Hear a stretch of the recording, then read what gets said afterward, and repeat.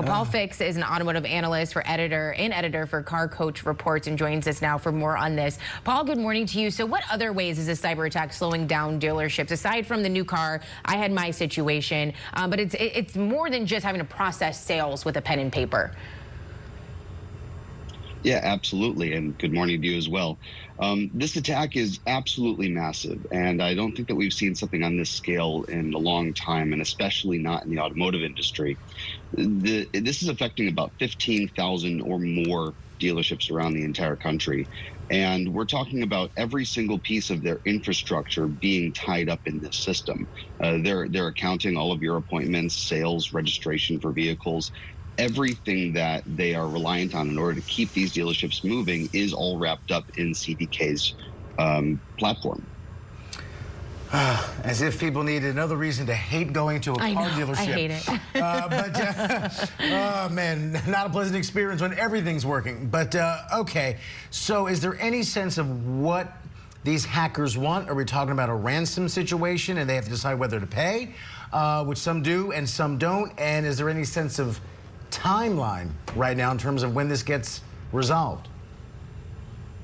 Yeah, that's an excellent question. This is apparently being perpetrated by a group of Eastern European hackers.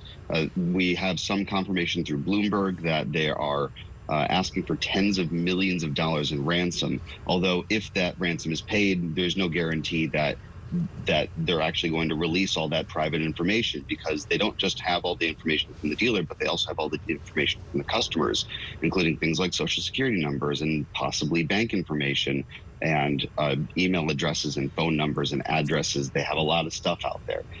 So this hack is actually a lot bigger than some people may even think here.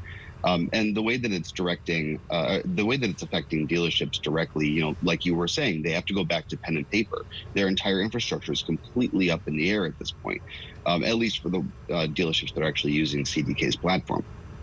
Yeah. So and what's really interesting is that there was actually a second hack.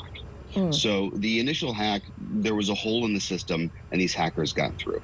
Well, then someone pretending to be ADP, the accounting system, reached out and said, hey, we know that you guys got hacked and let us give you a hand. Well, it turns out that it was actually a second hack. And we don't know if that second hack was perpetrated by the original hackers or a new group, but this has actually put the entire system down. And while normally a system like this could be back up within a day or two, you might remember when Facebook or Twitter were hacked and they were back up in about 6 hours or so. Now, this is also a really big company with a lot of infrastructure. And you may think, oh, okay, well, you know, it's a lot, maybe a couple of days. Well, we're going on a week now, and we're now thinking that this won't be resolved until into July. So this hack may be a lot worse than we originally thought, but also there may be some stuff behind the scenes that's not publicly being shared about what exactly is going on with this hack, how deep it goes, how much it's completely disrupted the infrastructure. Wow.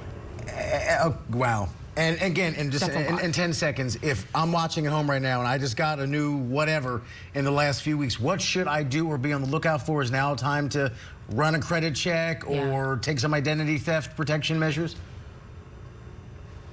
Those would be excellent options, absolutely, because if you have a login with your dealership and you've given them your information to buy a car or to service your car, you may want to check on your credit cards, change your passwords on a couple of websites, and just make sure that you're good.